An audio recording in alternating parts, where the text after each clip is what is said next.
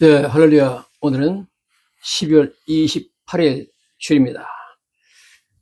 오늘 말씀은 변화산에서 들은 것이라는 제목으로 변화산상의 체험의 중요성에 대해서 말씀드리고자 합니다. 예수님께서 십자가에 달려 돌아가시기 얼마 전에 제자 중에서 3명, 베드로, 야고보, 요한을 데리고 높은 산, 변화산이라는 곳으로 올라갔습니다. 기도하러 올라갔습니다. 그 산은 아마도 학자들의 그 판단에 의하면 다볼산이라고 보고 있습니다. 한 575m 되는 높은 산이었습니다. 자, 거기 올라갔을 때 예수님 얼굴이 갑자기 변해서 해같이 빛났고 그의 옷이 세상에서 빨래하는 자가 더 희귀할 수 없을 정도로 흰색으로 변했고, 하나님이 빛난 구름을 타고 그곳에 내려오셨고, 또 모세와 엘리야가 거기서 내려와서 예수님과 대화했다, 이런 내용들이 성경에 나오고 있습니다. 이 변화산 사건은 복음서에 기록된 아주 중추적이고 핵심적인 사건입니다. 아주 중추적인 중요한 사건이라는 거죠. 물론 예수님의 탄생, 죽으심, 부활, 승천, 이런 것이 중요한 사건이지만 변화산 사건도 상당히 중요한 사건이다 하는 것입니다. 이 변화산에서 예수님은 평범한 사람의 모습 속에 가려져 있던 자신의 신성, 하나님의 성품을 찬란하게 드러내셨습니다. 30여 년간 예수님의 신성과 영광은 인간의 모습 뒤에 가려져 있었습니다. 그러나 드디어 변화산에서 예수님의 신성이 그의 옷과 얼굴을 뚫고 나와서 찬란히 빛나기 시작했습니다. 이 예수님의 얼굴이 변형됐다는 그 용어가 쓰이고 있는데, 성경에 변화산에서 변형됐다는 그 원어는 헬라어의 메타모포서스라는 단어가 쓰이고 있습니다. 이 단어는 change on the outside, 외부가 변했는데 that comes from inside, 안에서부터 나오는 것에 의해서 변했다는 겁니다.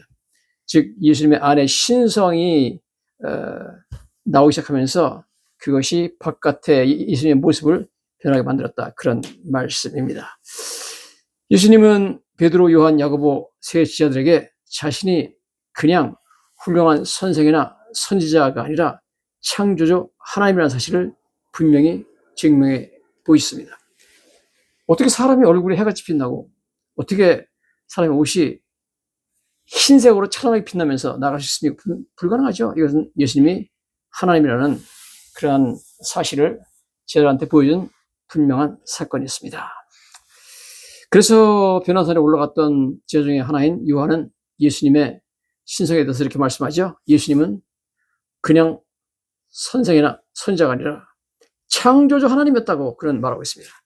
요한복음 1장 2절 3절에서 요한이 이렇게 말하죠. 그가 태초에 하나님과 함께 계셨고 만물이 그로 말미암아 지은 바 되었으니 지은 것이 하나도 그가 없이는 된 것이 없느니라. 예수님이 모든 걸 만들었기 때문에 만물이 그로 말미암아 지은 바 되었고 지어진 모든 것은 모두 다 예수님 없이는 된 것이 없다 하는 것입니다. 저와 이 말씀을 듣고 있는 여러분들도 모두 예수님이 창조했습니다. 저희 부모님들이 뱃속에서 우리를 창조한 게 아닙니다.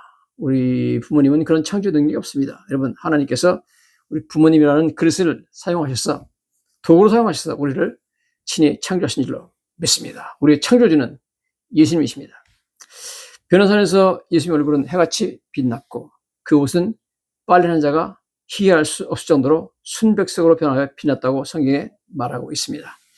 지상에 오셔서 그동안 자신의 신분을 감추고 평범한 목수의 아들로 30여 년 동안 사셨던 예수님께서 드디어 만왕의 왕, 만주의 주, 창조주라는 본래 모습으로 돌아가신 것입니다.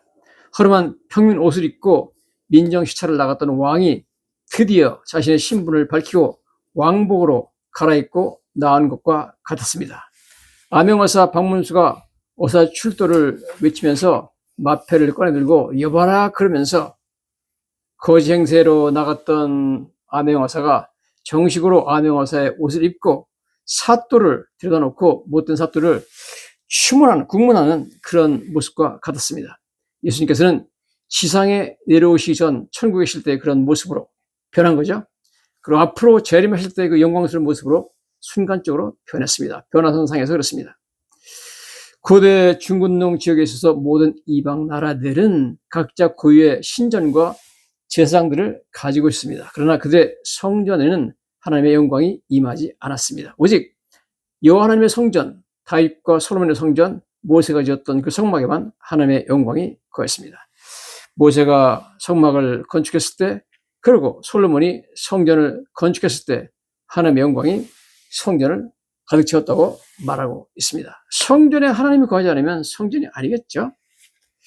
성전에 하나님의 영광이 거하는 것은 성전이 성전으로 되는 그런 가장 중요한 요소가 아닐 수가 없습니다. 역대하 7장에 보면 솔로몬이 성전 건축을 마치고 기도를 마쳤을 때 하나님의 영광이 성전에 내려오셨다는 것을 이렇게 기록하고 있습니다. 솔로몬이 기도를 마침에 불이 하늘에서부터 내려와서 그 번제물과 제물들을 사르고 여호와의 영광이 그 성전에 가득하니 여호와의 영광이 여호와의 전에 가득함으로 제사장들이 여호와의 전으로 능히 들어가지 못하였고 이스라엘 모든 자손은 불이 내리는 곳과 여호와의 영광이 성전 위에 있는 것을 보고 돌을 깐 땅에 엎드려 경배하며 여호와께 감사하여 이르시되 선하시도다 그의 인자하심이 영원하도다 하니라. 이게 무슨 말이냐면 솔로몬이 성전 건축을 마쳤습니다. 마치고 나서 성전 봉헌식을 거행하면서 기도를 마쳤습니다. 기도를 마치니까 이 제사를 드리잖아요. 그래서 소나 양을 잡아가지고 번제단이라는 곳에 적수에다가 이렇게 올려놓고 불을 붙이지 않았습니다.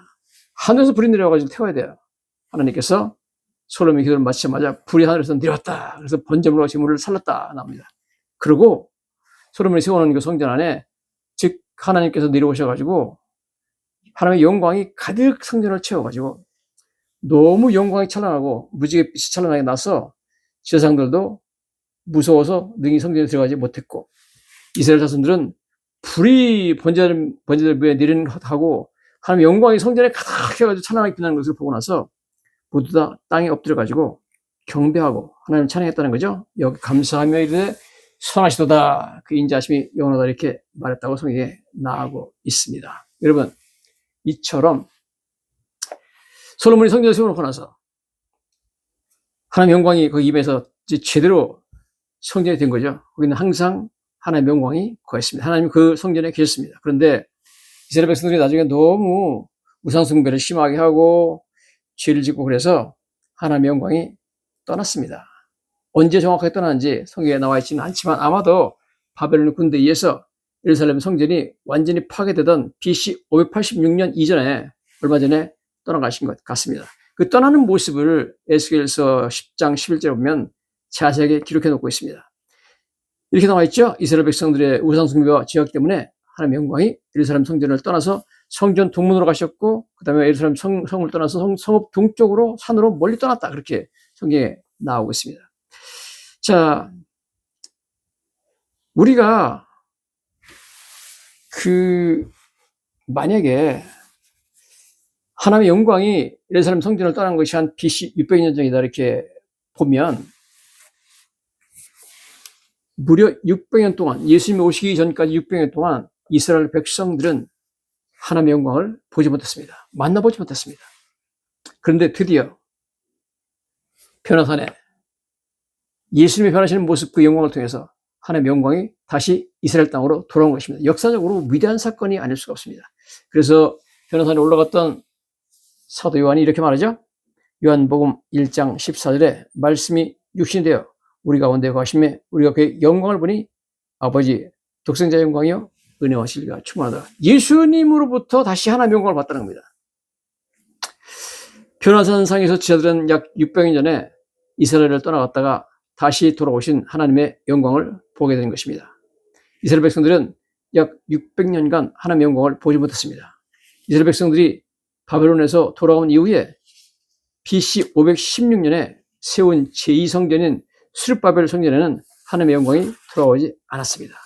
이제 600년 만에 처음으로 하나님의 영광이 다시 이스라엘 땅으로 들어와가지고 이스라엘 백성들을 대표하는 베드로, 요한, 야고보가 그 영광을 만나보게 되었습니다. 그러므로 이것은 엄청나게 중요한 역사적인 사건이 아닐 수가 없습니다. 여러분, 예수님은 변화산에서 자신의 원래의 모습을 신성을 보여줘서 자신이 창조자라는 것을 분명히 증명했습니다. 여러분, 예수님은 단순한 선생이나 선지자가 아닙니다. 단순한 성인 아닙니다.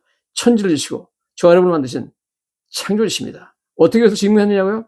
변화산에서 예수님께서 친히 그 영광을 보여주면 말미암아, 하나님의 영광을 보여주면 말미암아 예수님이 하나님이라는 것을 만천하에 증명하셨습니다. 할렐루야.